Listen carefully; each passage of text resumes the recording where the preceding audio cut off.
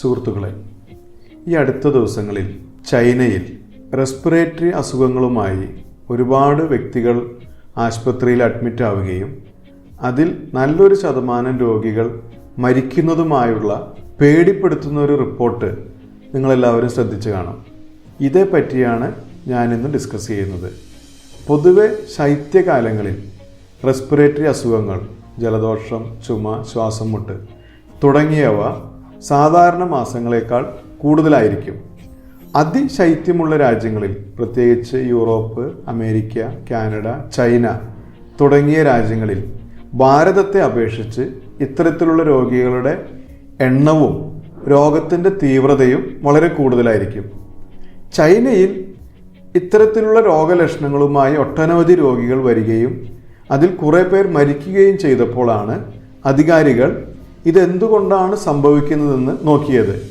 അപ്പോഴാണ് സാധാരണ ശൈത്യകാലത്ത് ഈ രോഗങ്ങൾ വരുത്തുന്ന influenza, mycoplasma, respiratory syncytial virus എന്നിവ കൂടാതെ ഹ്യൂമൻ മെറ്റാ ന്യൂമോ വൈറസ് എന്നൊരു വൈറസിൻ്റെ സാന്നിധ്യം സാധാരണയിൽ കൂടുതലായി കണ്ടത്. പൊതുവെ human metapneumovirus corona വൈറസുമായി കമ്പയർ ചെയ്യുമ്പോൾ അത്ര അപകടകാരിയല്ല. പൊതുവെ ഈ വൈറസ് ശരീരത്തിൽ പ്രവേശിച്ചാൽ 2-3 ദിവസം കഴിയുമ്പോൾ രോഗിക്ക് ചെറിയ പനി, ജലദോഷം, ചുമ തുടങ്ങിയ ലക്ഷണങ്ങൾ വരികയും കാര്യമായുള്ള ചികിത്സ ഒന്നും നൽകിയില്ലെങ്കിൽ പോലും അടുത്ത 3-4 ദിവസത്തിനുള്ളിൽ ഇത് മാറിപ്പോവുകയും ചെയ്യാറുണ്ട്. പക്ഷേ ചില വ്യക്തികളിൽ, പ്രത്യേകിച്ച് 10 വയസ്സിന് താഴെയുള്ള കുട്ടികളിൽ, 70 വയസ്സിന് മുകളിലുള്ള വ്യക്തികളിൽ, പ്രമേഹ രോഗികളിൽ, കിഡ്നി, ലിവർ, ഹാർട്ട് ഡിസീസ് ഉള്ള വ്യക്തികളിൽ, കാൻസർ പേഷ്യൻസിൽ, ട്രാൻസ്പ്ലാന്റ് നടത്തിയിട്ടുള്ള വ്യക്തികളിൽ എല്ലാം ഇത് ചിലപ്പോൾ ന്യൂമോണിയ, റെസ്പിറേറ്ററി ഫെയിലിയർ തുടങ്ങി മരണത്തിനും കാരണമാകാം. 2001 മുതൽ ഈ വൈറസ് ലോകത്തിൻ്റെ പല ഭാഗങ്ങളിലും രോഗം വരുത്തുന്നുണ്ട്. പക്ഷേ എവിടെയും അതത്ര ഗുരുതരമായി വന്നതായിട്ടുള്ള റിപ്പോർട്ടുകൾ ഇതുവരെയായിട്ടും ലഭ്യമല്ല. ഈ ഹ്യൂമൻ മെറ്റാ ന്യൂമോ വൈറസ് ഭാരതത്തിൽ ഇപ്പോൾ രോഗം ഉണ്ടാക്കുന്നുണ്ടോ? ഇതുവരെയായും ഭാരതത്തിൽ ഈ വൈറസ് മൂലമുള്ള രോഗബാധ റിപ്പോർട്ട് ചെയ്യപ്പെട്ടിട്ടില്ല.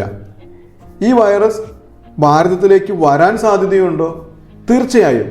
മറ്റ് ഏതൊരു വൈറസ് അസുഖത്തെ പോലെയും ഈ വൈറസ് എന്ന് വേണമെങ്കിലും ഇന്ത്യയിലേക്ക് വരാം.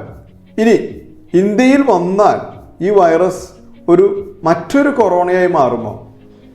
ഈ വൈറസ് പൊതുവെ കൊറോണ വൈറസുമായി കമ്പയർ ചെയ്യുമ്പോൾ അത്ര അപകടകാരിയായി കാണുന്നില്ല. അതുകൊണ്ട് ഇത് ഇന്ത്യയിൽ വന്നാലും, പ്രത്യേകിച്ച് ഇന്ത്യയിലെ വിൻ്റർ മാസങ്ങൾ അത്ര ദൈർഘ്യമുള്ളതല്ല, അത്ര തീവ്രതയുള്ളതല്ല.